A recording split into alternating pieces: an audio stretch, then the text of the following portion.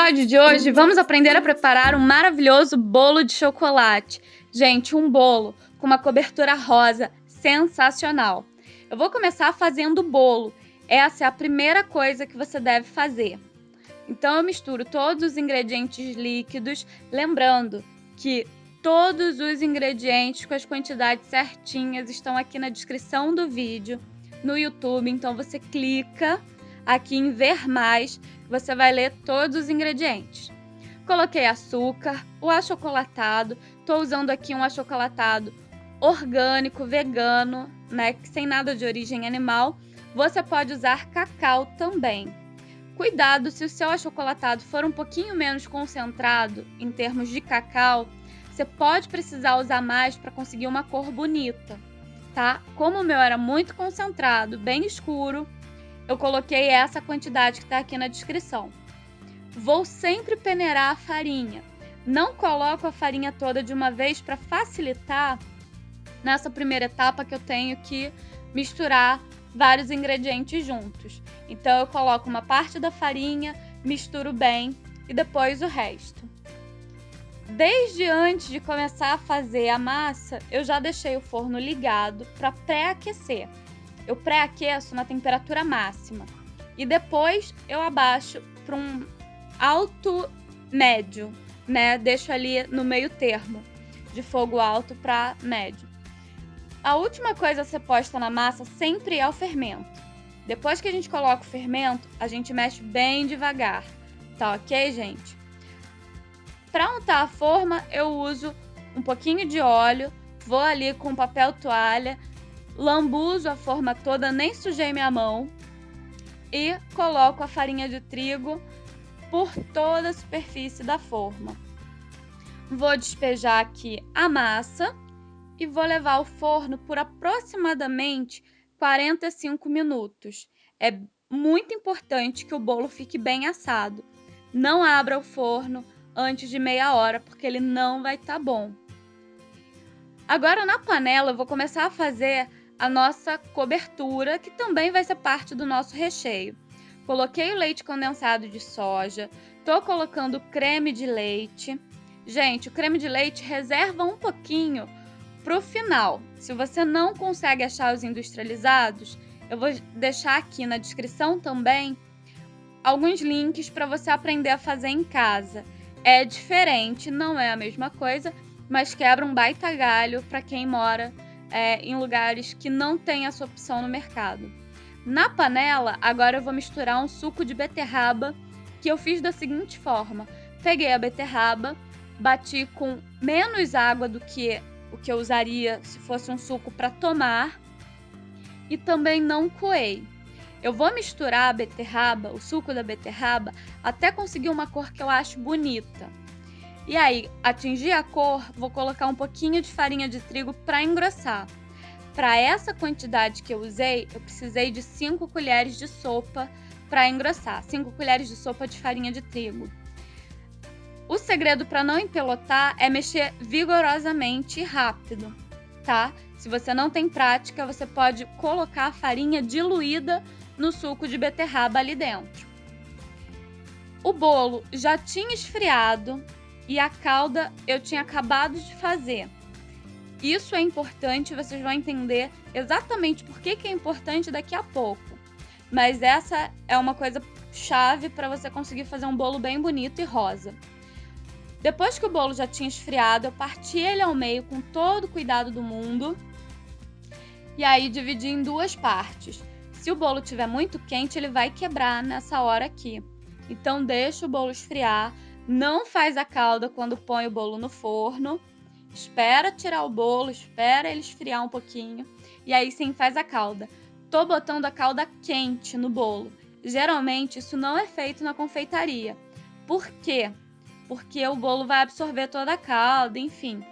Não é o nosso caso aqui, tá? A gente precisa dessa calda bem quente para valorizar a cor rosa. Porque assim que a calda esfria, ela gera uma película que deixa a cor mais intensa do que está em contato com o ar. Se eu já espero a calda esfriar, depois eu tenho que desfazer a película para conseguir espalhar no bolo. E isso deixa a cor um pouquinho menos intensa, um pouco menos viva. Então, coloquei aqui nessa metade uma parte da cobertura, né? Não precisa ser muito. Coloquei morangos, mas você poderia substituir por um outro recheio da sua preferência. Vou passar também um pouco da nossa cobertura aqui por cima dos morangos com delicadeza para colar a parte de baixo do bolo com a de cima. Se for só morango, não vai fixar, gente. Também não precisa exagerar. E agora eu tampo e dou uma ligeira apertadinha no bolo para deixar ele o mais retinho possível. Essa parte que está para cima é, na verdade, a parte que ficou para baixo no tabuleiro, porque é a parte mais retinha. Isso vai dar um efeito mais uniforme no acabamento do bolo.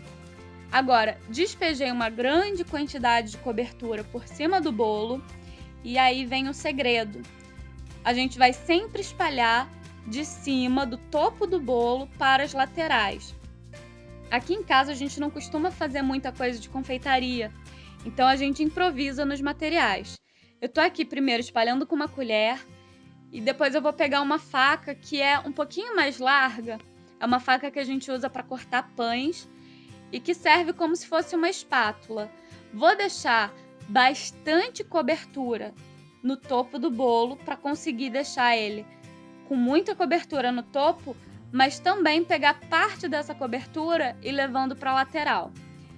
Com uma faca mais larga ou com uma colher, com o que você tiver aí na sua casa, você vai trazendo do topo para os cantos, né, para a lateral, e vai deixando bem uniforme.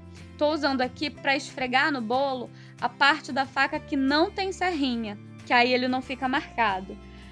Depois que a gente cobre o bolo todo, deixa tudo uniforme, a gente vai fazer uma segunda etapa, que vão ser os detalhes de chocolate. Coloquei na panela o creme de leite de soja e um pouquinho de achocolatado para fazer uma calda como se fosse de chocolate. Vou misturar bem e o que é importante? Que essa parte aqui dessa cobertura fique firme para eu conseguir confeitar, né? Administrar e manusear, e fique bem escura para dar um contraste bonito. Quando você põe açúcar, a sua cobertura vai ficar mais escura, a cor vai ficar muito mais intensa. Então, não põe tudo de chocolate de uma vez só, deixa para ajustar a cor depois que você põe o açúcar. Se você achar que ele ainda está claro, você põe um pouco mais de chocolate.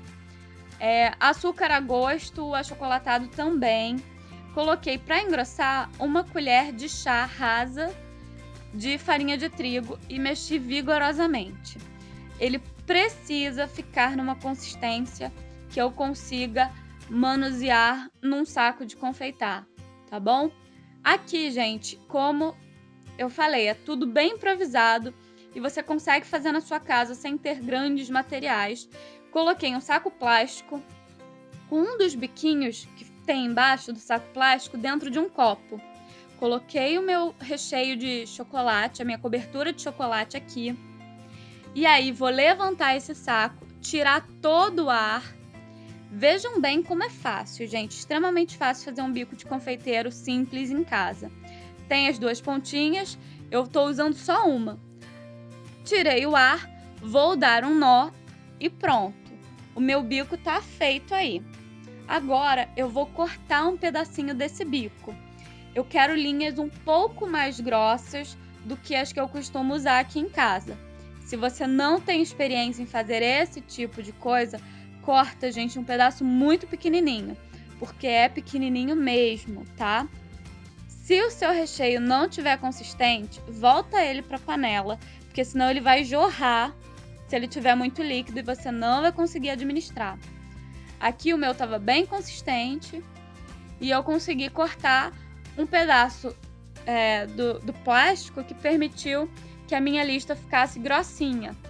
Então, ó, eu vou levando com delicadeza de um lado a outro, fazendo essas tiras. Gente, o que é importante aqui? Faça sempre a mesma pressão e crie um ritmo.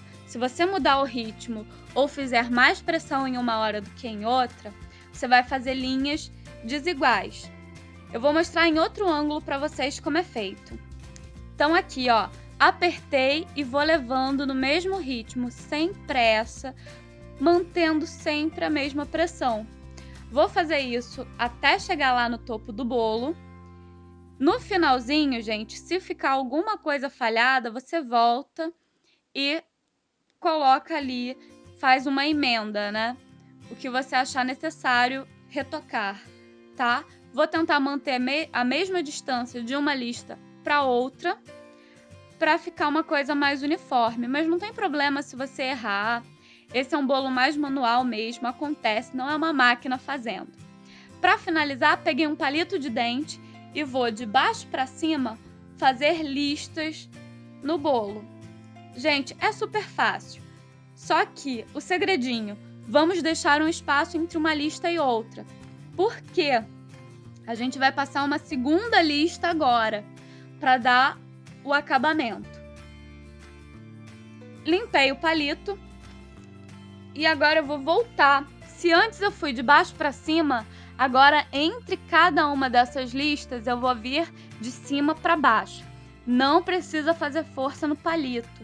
É só passar para ele dar uma ligeira borrada nessa nossa lista que a gente fez de chocolate. Esse daqui, gente, é um bolo super fácil de fazer. Essa técnica é incrível porque qualquer um consegue fazer um bolo bonito, né? Como tinha sobrado chocolate no meu saco e eu sou super contra o desperdício, vou fazer uma lista ao redor do bolo. É opcional, você pode colar ali alguns moranguinhos cortados e tal. Fica a teu critério. Se o seu chocolate não estiver firme, mais uma vez eu vou falar, não faça essa lista. Por quê? Se você fizer essa lista com chocolate que não está firme, ele vai derreter, vai cair tudo, vai ficar uma tristeza. Então, se controla, se sobrou chocolate, você guarda para usar depois e tal, mas não inventa de fazer muita coisa que exige uma certa firmeza. Bom, finalizei a decoração com 3 morangos, escolhi os mais bonitos da caixinha, não tirei as folhas, vou colocar esses 3 morangos no topo do bolo, por isso que eu preciso de uma cobertura mais consistente, mais volumosa em cima, porque essa cobertura está segurando os morangos em pé. Esse é o resultado do bolo. Veja agora que ele já esfriou, que o rosa fica muito mais intenso. Por quê, gente? Ele criou aquela película, o chocolate fica super brilhante. Então, olha, esse bolo, sinceramente, ganhou meu coração. Foi pro aniversário da minha mãe, que eu vou postar em breve como é que foi, e as comidas que a gente fez. E vale muito a pena, porque além de fácil, ele é delicioso, sem corantes, sem conservantes e tudo mais. Se você gostou, deixa o seu like aqui no vídeo, se inscreve no canal e acesse jornadavegana.com. Eu te espero na semana que vem. Até lá!